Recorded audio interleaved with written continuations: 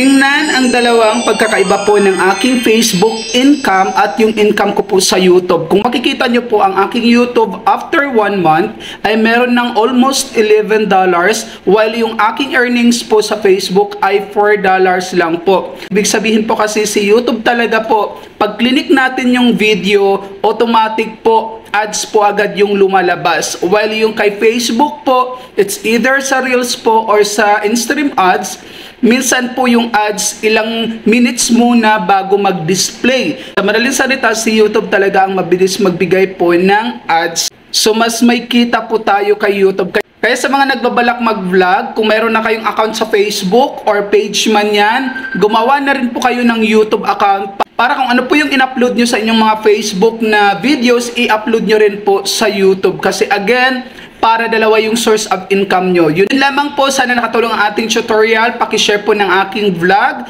and then paki-follow na rin po. Maraming salamat. Have a great day everyone.